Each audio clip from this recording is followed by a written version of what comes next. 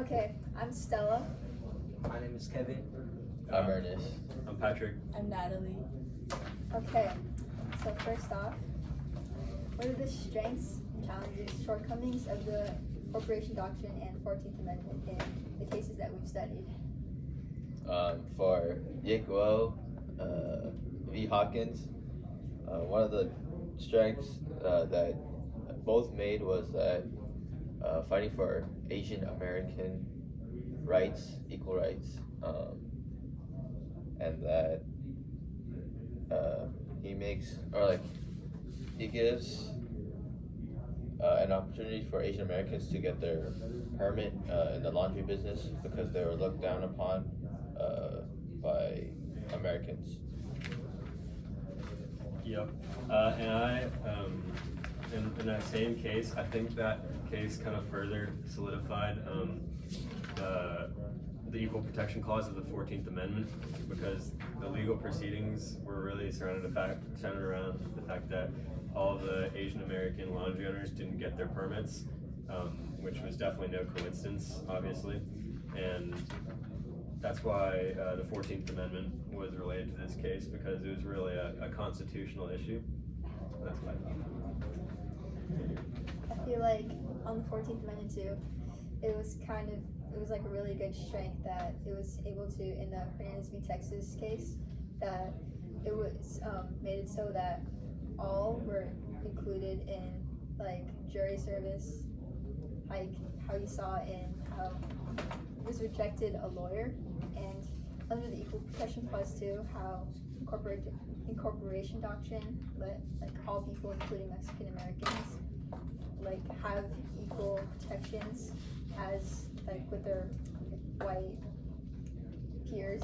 And yeah, I think what she means is basically the 14th, and what Patrick means is that the 14th Amendment basically protects all people, which it was violated in the Liberties case, and especially because it targeted mostly Asian Americans. And as we see now, like when you see like this, somebody like a group targeting another group in these times, like it gets canceled like quick, and especially in those times, it was more difficult for them. So I agree. Adding on to what you guys said, in Gideon versus Wainwright, Gideon was denied a lawyer, but the 14th Amendment, I mean, at that moment wasn't exactly saying that he had a lawyer, but overall now it's saying that like even people who are too poor to afford a lawyer should have someone fighting for them and giving them an opportunity, as stated in the equal protection clause, that everyone should have a chance to a fair trial. To add on to Stella's Hernandez v. Texas, a challenge was that Mexican Americans had to face being classified as the same class as Americans, even though they were a class apart, and that they were put in an unfair trial where it was an Anglo all-white jury. to me, that's kind of funny because they classified them as Americans, but then at the same time they were being like racist kind of. Yeah, they classified them as white. Yeah, like that's like it's tripping. Crazy. Adding on to that, it's like they say they're white, but they also don't let them like be a jury in trial cases. Yeah, it's like they hadn't seen. I was like, have they not ever seen a Mexican ever? yeah. Or somebody besides not white. That was what I thought. And the last case we didn't talk about was the letter v. Goodyear, which I thought kind of was a shortcoming of the 14th Amendment, in that she didn't really get justice, even though obviously what was happening was a violation of the Equal Protection Clause, because she was getting wage discrimination based on her gender, and but at the end of the court, she never got the favorable ruling. In fact, she never really got justice, because they ruled that her time to sue was up basically, and she missed it. And I thought that was definitely a shortcoming, because even though it was obvious to everyone who looked at the case that the 14th Amendment was violated, there was nothing she could do just because of another nationalized law. And I thought that was kind of disappointing. Yeah, I feel like Liberty v. Goodyear, adding on to what Kevin and Patrick said, that it was kind of the same as Hernandez v. Texas, as they were seeing they're like legally like classified as the same, like how like men and women are paid in Ledbetter v. Goodyear, but they're still treated differently despite like laws that would like should be like preventing that. So Ledbetter v. Goodyear, I think that was like a big shortcoming of the 14th Amendment, in which like she didn't get what she wanted, but it's still in the end that there was still like a good outcome for future cases that were related to gender discrimination. Yeah, I think the shortcoming was that like the incorporation doctrine and the amendments, they're all really up to the judges and the jury's interpretation. And in this case, Ledbetter v. Goodyear, the interpretation didn't work in her favor, and it wasn't like really agreed upon. Did we talk about all the cases? I think. Yeah. Move on to interpret. Alright, so to what extent is it advantageous for the United States Supreme Court to check the power of the states in cases involving civil rights and civil liberties from cases that we've seen here? I think like Supreme Court has like power over the states, so they can the 14th Amendment too, and make sure that states don't have any like bias or discriminatory laws. For example, I think will be Hopkins. The California state decided on a law that wasn't like really stated as biased towards Asians, but their actions based on that law proved that it was biased, and yeah, the Asians didn't really get any of the licensing. So the Supreme Court had the chance to critique that and tell them that they can't do that because of the 14th Amendment. To add on to Natalie's, I think the Supreme Court gets to check the power of the states involving civil rights, because if we look at all these cases were challenged and trial during local state juries that were sent to the Supreme Court. Moved up. Yeah, so that means Supreme Court is higher than the local state courts. Yep. But is it easy to get, like, let's say something is not fair, is it easy to get it to the Supreme Court? Is it like, does it take hella time? I think Miss Louie said that there was only like 10 or like 50 cases that go to the Supreme Court. So like they kind of pick and choose which one they want to like hear.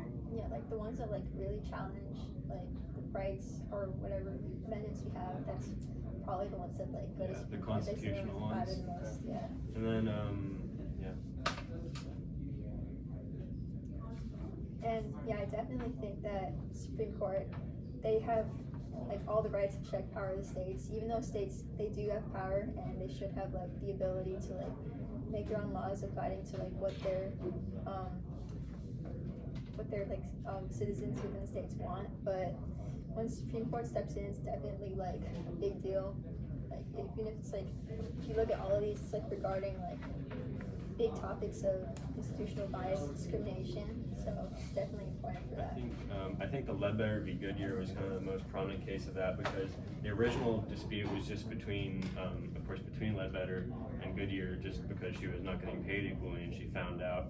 And she did end up suing him at the beginning, or not end up, but she began to sue them, and she got away until Goodyear appealed, and that's when it kind of moved its way up into the Supreme Court.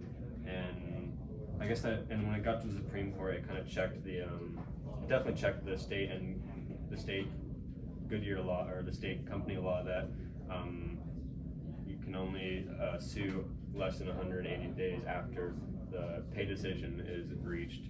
And I thought that was a prime example of just kind of a state law moving up to the Supreme Court. Even though it was unfavorable, the Supreme Court agreed with the state law. It was still an example of how they kept each other in check.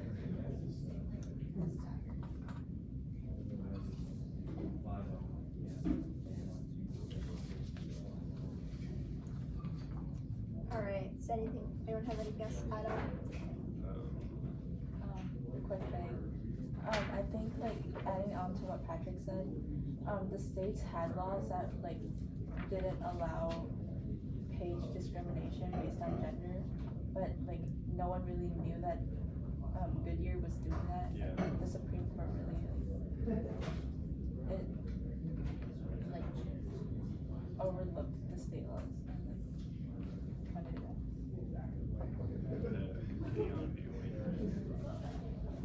Alright. Now, okay, given that the United States Supreme Court has sometimes issued rulings that reverse institutionalized bias, why does discrimination still exist here? I think discrimination still persists because of social classes and like how people perceive each other and just like how society works as a whole.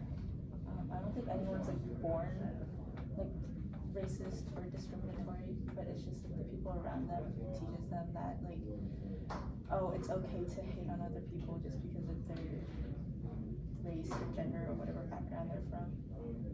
I agree with Natalie because in the classified film, that film was really like, it was funny to watch, but at the same time it was like, it was real. So like it felt like it wasn't like, it just felt like off. Actual, Yeah. And then the fact that the kids, like, after the teacher would tell them like, oh, you're better, you're smarter, and like, you have this trait, you're better, blah blah blah, they would actually go with it and think that they are better. And like being kids, like, it shows a lot because let's say your parents or they see something and that, because we were all kids at one point, and that's just how it is. If you see something, you pick up on it, and I feel like that shows what she is trying to say there, because it shows how if you are told something, you change, or like you just pick up on things and you start acting like that towards a certain group, or like because you think you're better. Sure, I definitely think it is like an issue of your household when you're like a kid, because when you're a kid and you're the most impressionable, you kind of just eat up whatever the people around you say and the people you look up to. Like I know I did, like when I had a older cousin, like I just repeat what he said when I was like 4 or whatever, and I'd think I was cool because of it or whatever. And I don't know, I mean that same thing can happen if you grow up in a household where there's a lot of rampant racism in it. That can happen as well. Like you're just repeating what your family is saying, and you become one of them in that way. I agree with all you guys that discrimination still persists, and that it's based on the environment we grow up in and like the people that we hang out and like talk to, and that influences what our perspectives are looking at other people.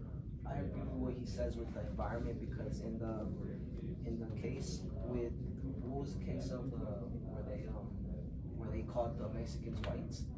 Oh, In Hernandez.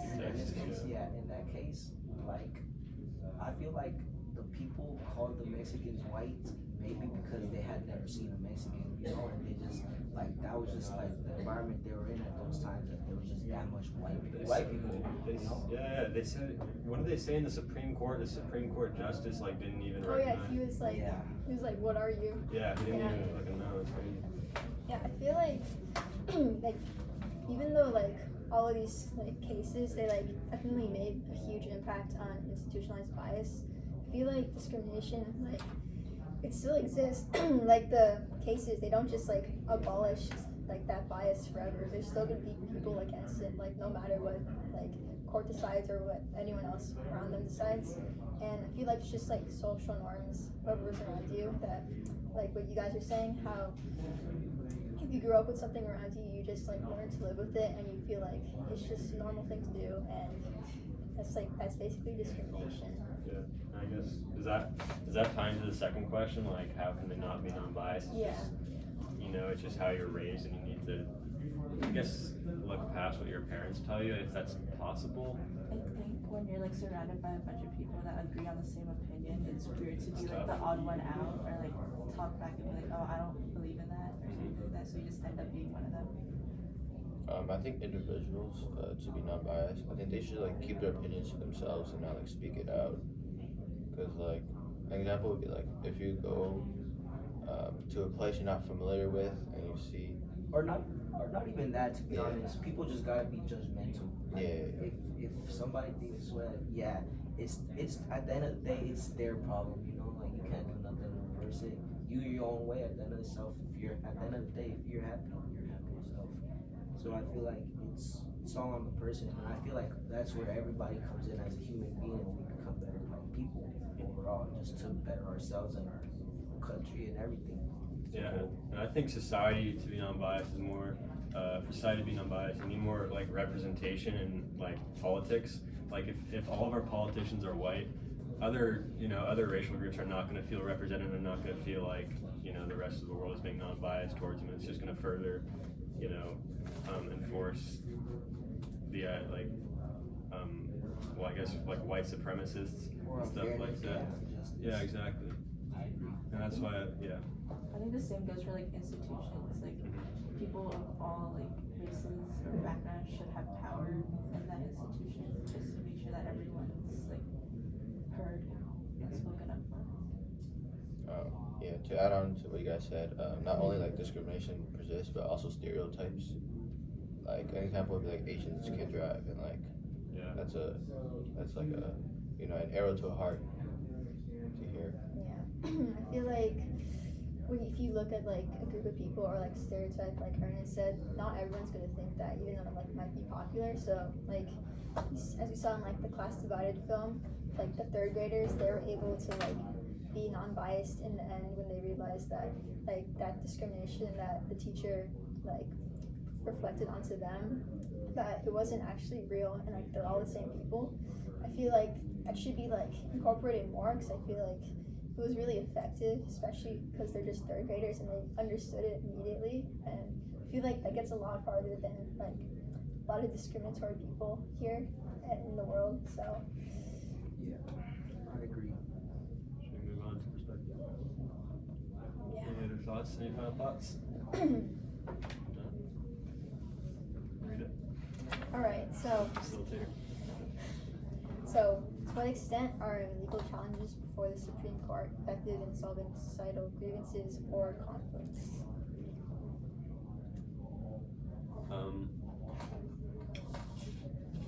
I think they're pretty effective, because when you win in a legal proceeding, like I think that says that you kind of made it to the top in terms of literally the American institutions, because you're winning on a national level, which means you are right, basically.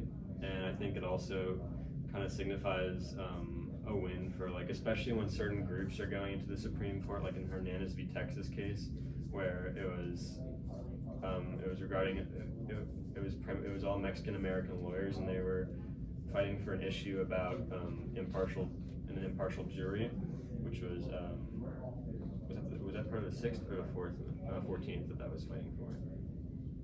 I think it was the 6th. I think, oh yeah, that one would have been both. And they eventually won, because they recognized, it was an unfair jury, since the entire jury was white against Hernandez, and he wasn't being represented by his actual peers. And I think that was definitely a big win at the time. Like we learned, it was a big win in the Mexican American community, because they made it to the top of all the legal proceedings, and that probably solved a lot of grievances at the time, I'm sure. It was definitely a big step in the right direction. Yeah, like legal challenges before the Supreme Court, it like helps shed light onto like discriminatory cases, even if the ruling isn't in your favor. Like in Ledbetter v. Goodyear, the ruling didn't really benefit Ledbetter, but it did help like the future generations of women in receiving equal pay. And I think that really helps some of the grievances and the conflicts in the society. To add on to you guys, I think these court cases are effective in like future generations, because for us, like what Ms. Louis said before, we stand on their ground, and that what they have fought was for us. Like Yiguo, he fought for Asian Americans, and I'm Asian, so like I think it's very impactful to see that he sacrificed his thoughts on unequal rights and like getting looked down upon, and that he cares about his people. Yeah. I feel like they the only reason why we are here like with all these rights and everything are because of them, obviously. And if obviously they knew what they were doing was right, because if they didn't, they would have been stopped and they wouldn't have gone through all that trouble. Yeah. So I honestly I am happy for them, and then I'm thankful that they did what they did for us and then everybody. 100%. Yeah, I feel like definitely, like you guys said, if you go to Supreme Court, that's like up there. That's like federal, national. You're getting recognized by like about the whole nation. So if you bring like an issue up there, then it's definitely something big. Like we've seen like all of these. So even so, Yikwo v. Hopkins, that's in the 1800s. That's pretty old. And like the fact that got settled like that earlier back then, like I'm sure it's like made like a huge impact from that then to now. And I feel like all the other cases, just because like they were brought to the Supreme Court and like how major they were able to like counter a lot of like forms of institutional bias. Like Gideon v. Wainwright, that's like against like indigenous people, and Hernandez v. Texas, that's against like minorities, such as like Mexican Americans, as they discussed in the case. Which that's not too far, to be honest. 1954, 1960. Yeah. It's pretty close.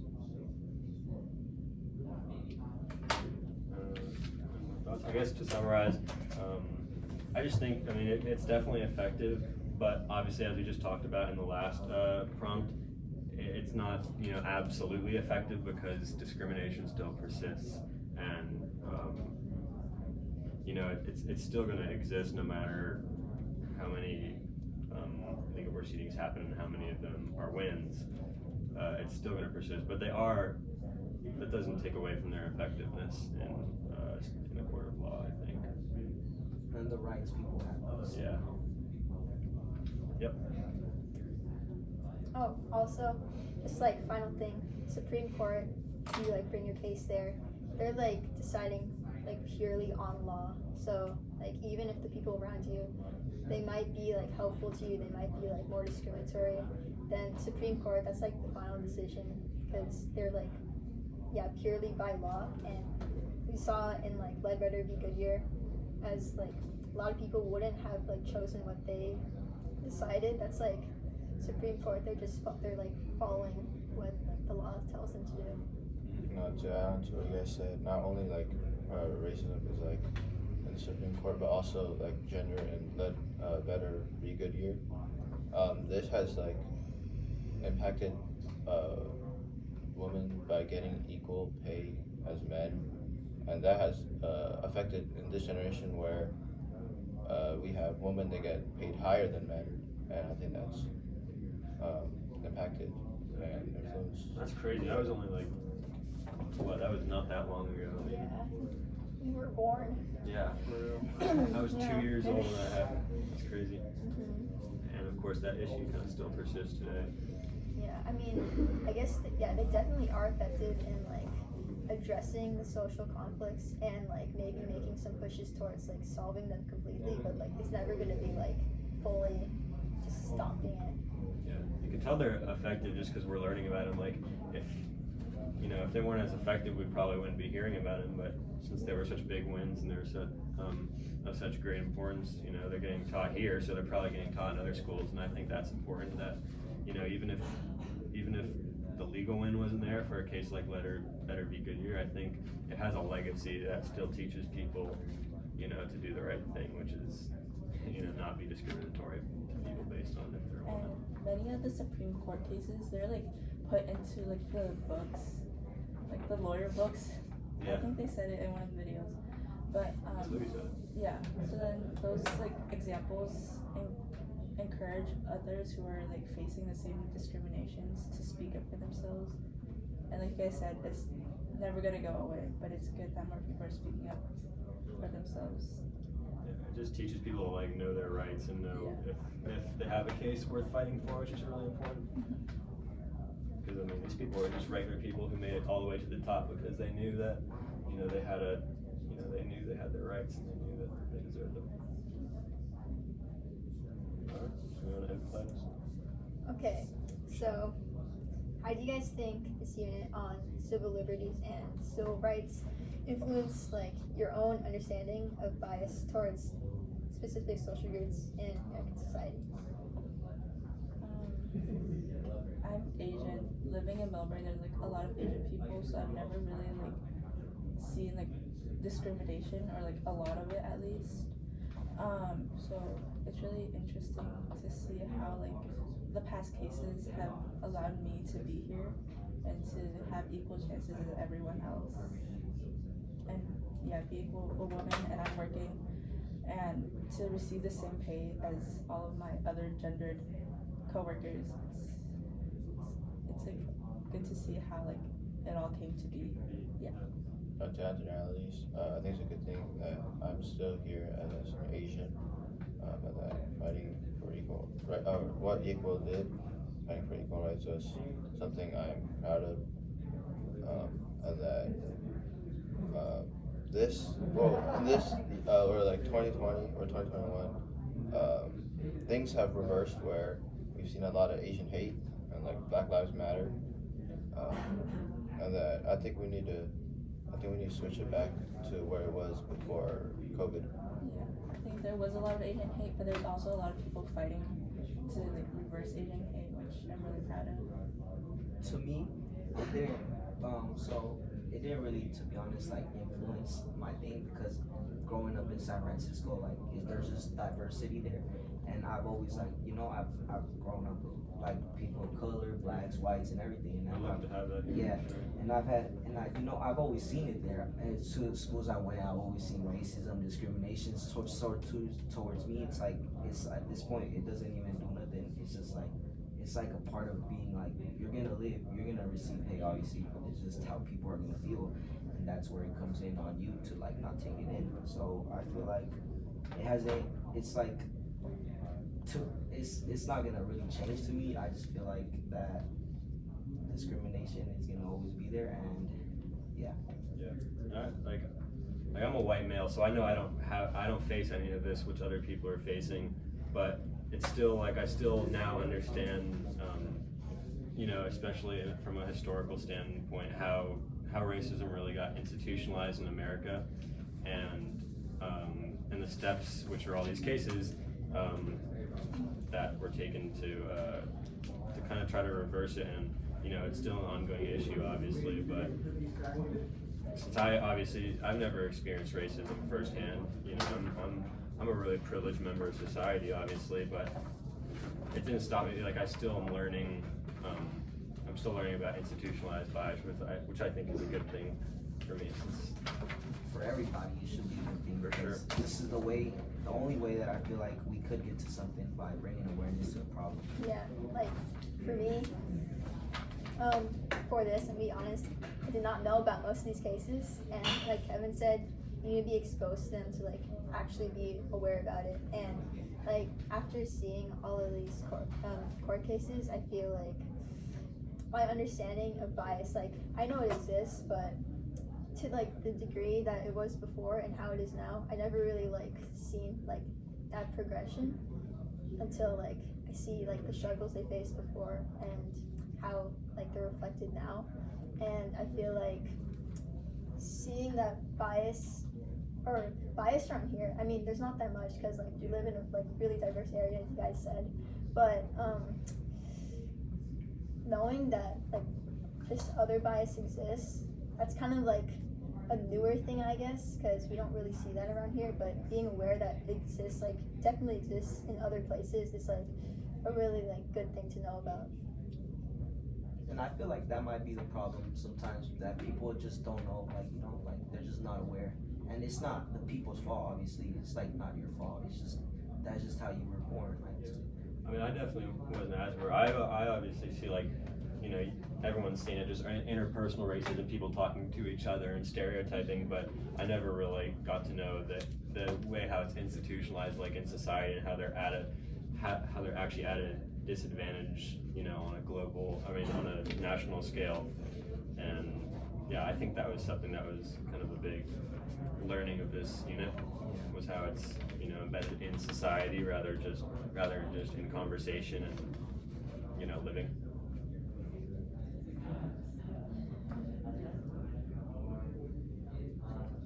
I think we could do a self-reflection now. All right. So, last things, what are you guys' takeaways from the effectiveness of legal challenges before the Supreme Court dealing with the societal grievances and conflicts that we've been talking about?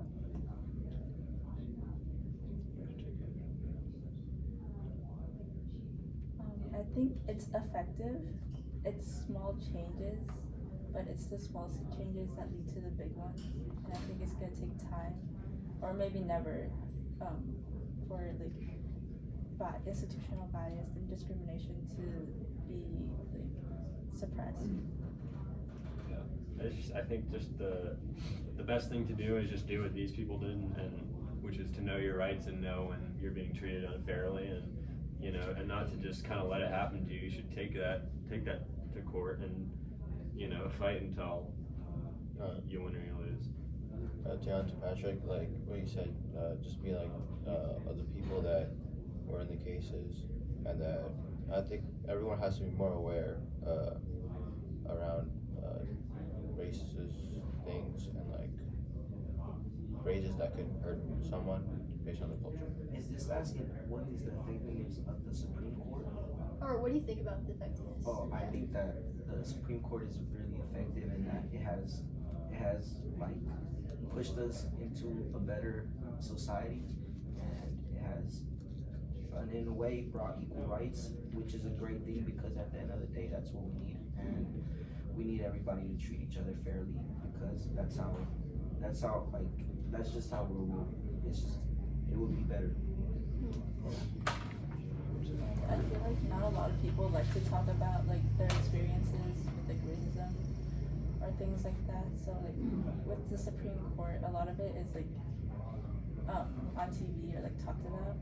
So I think it's good to bring like awareness to these situations, and that it's actually happening, even if it's not happening to people around you or to yourself. Yeah, I think like Supreme Court like emphasizing that, you know, they're like deciding based on law. At like, since it's not based off of a popular opinion, that gives people like the chance to like speak out and like have their own opinions and judgments. And then that's like kind of what leads to change, I think. Like protests, people make their own organizations to push against things, and it really gives people like the idea to like either like face the bias, like fight against it, or to like just because like it doesn't abide with like what everyone says. And on another note, I think the Hernandez versus Texas case taught me that you should get a lawyer that actually like is affected by your cause, because they picked all Mexican American lawyers, which, you know, that clearly helped their case in that instance. And I think that kind of just teaches that you should find a lawyer that, you know, is also represented by your cases, as opposed to just a random one that had good reviews. I think that was interesting. But it's also important to find a reliable lawyer, because his lawyer turned out to be a drunk. Yeah, that's true.